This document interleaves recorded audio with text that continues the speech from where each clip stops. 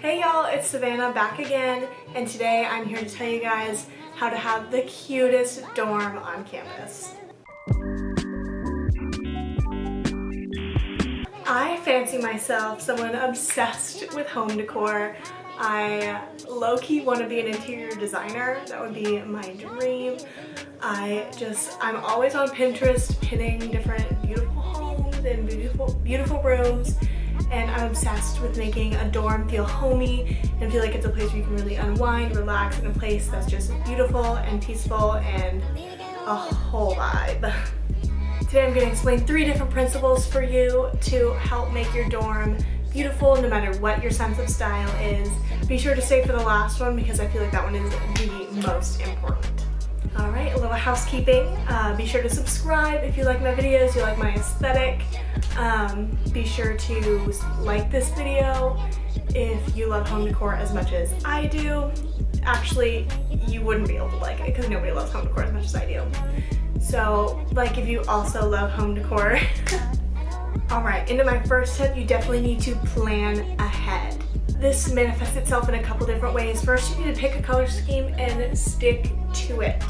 I think it's so important to just bring the essentials. I've done a whole video on what just the essentials are to bring to college, and I stand by that. I mean, it seems pretty straightforward just to pick a color scheme and stick to it, but in my opinion, it goes beyond just your bedding and what you put on your walls. And in my opinion, every single thing you bring to school should flow with your color scheme. That helps the room feel cohesive and you really did everything on purpose. So even your office supplies, try and get them in neutral colors or whites or whatever colors match your color scheme in what direction you're trying to go for with your room, and that'll really benefit you. Also, pick a decor style and stick to it, whether it's traditional, preppy, boho, eclectic, trendy, edgy, emo, I don't know. Probably vsco girl for a lot of us, or even a mix of a few of those. Just pick 1, 2, maybe 3 and stick to it, and make sure every piece you're buying adds to one of those elements, and it'll really help make the room look like you did it on purpose and you know what you're doing and you're a home decor queen.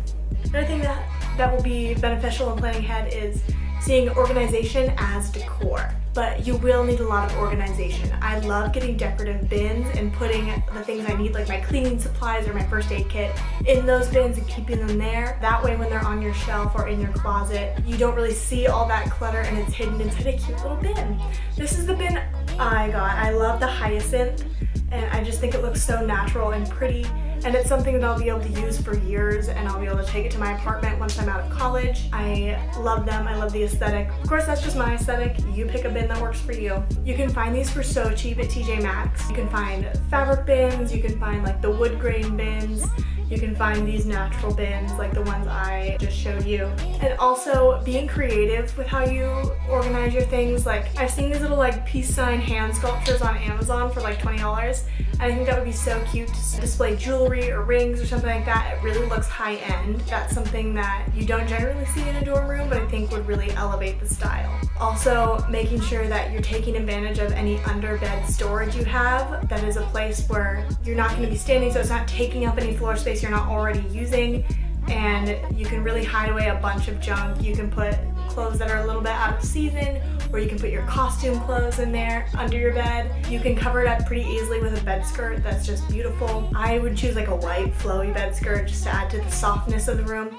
And really the more fabric you can add to a room, the softer and more comfortable it feels, because a dorm room can often feel kind of like a prison cell, and so adding those softer elements really helps make the room feel more comfortable and more livable. This might be the most important thing about planning ahead, but talk to your roommate. If you're gonna have a roommate, which I believe most of you probably are, definitely chat with them in advance.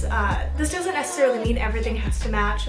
That for sure didn't happen with my roommate. I didn't even know her prior to move in, but I did DM her when we found out that we were roommates, and we talked about her color scheme just to make sure there wasn't gonna be any horrible clashing. She had a much more boho style, and I have a much more traditional bright style, as you can see, and we just wanted to make sure that the colors kind of matched. We didn't have one person with neon bright colors and one person with black and white, and we just kind of stuck with the pink, yellow, green, kind of soft colors, and we were both able to express our individual styles, but it seemed more cohesive. But definitely talking with your roommate beforehand. This can also help cut down on clutter because there are multiple things that you really only need one of in a room that you and your roommate can share. Things like cleaning supplies, a fridge if you want one, a coffee maker, a steamer. Really you only need one of those because it's not something you use every day. So one roommate can bring that and another roommate can bring another thing like an essential oil diffuser.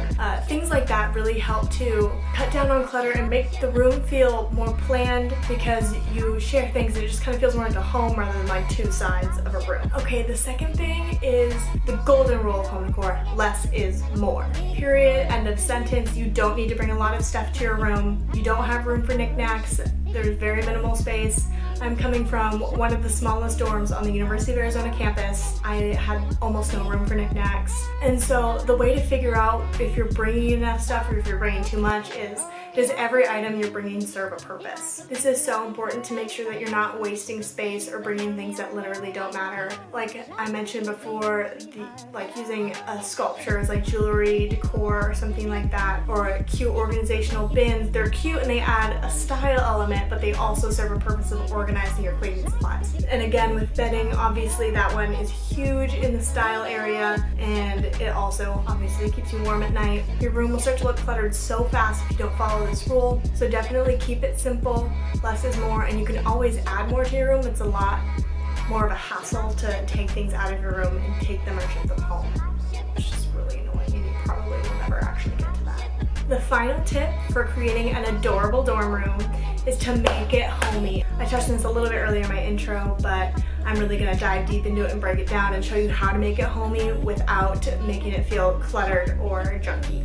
The first thing to do is definitely to maximize your wall space. My dorm had white brick walls last year, and it just, like I've said before, prison cell central. And so definitely trying to cover up as much of that as you can. You can use a tapestry if you want, if you have more of a boho style. I love printing out posters. I have a Redbubble shop actually. I always have the link down in my description, but I sell posters and prints that I make and a lot of stickers. I love making a collage wall or organizing prints. My twin and I are rooming together in a sorority house this year. I have created like this gallery wall.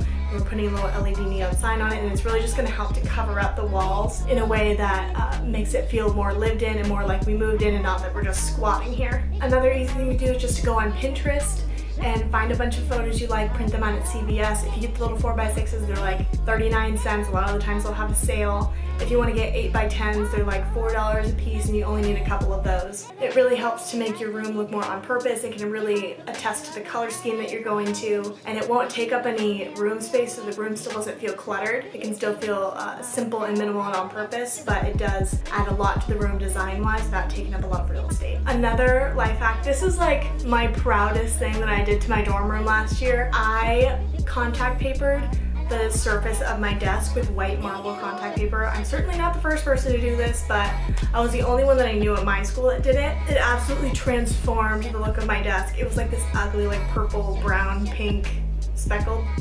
situation, and it was honestly so ugly, and it kind of just made the room feel a little dark. And so my mom, she is a contact paper expert.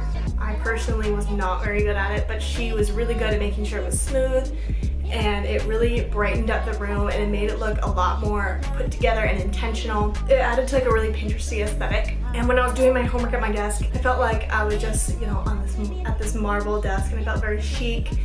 And it's one of my favorite hacks. It completely changed how my room looked. I'll insert a picture here of what my desk looks like. I had a picture collage and the marble desktop, and I was actually obsessed with it. It made me love working at my desk. It totally helped me be more productive, which is 100% the placebo effect, but hey, if it works, it works. And finally, one of my last tips to make your room feel more homey is that lighting is your friend.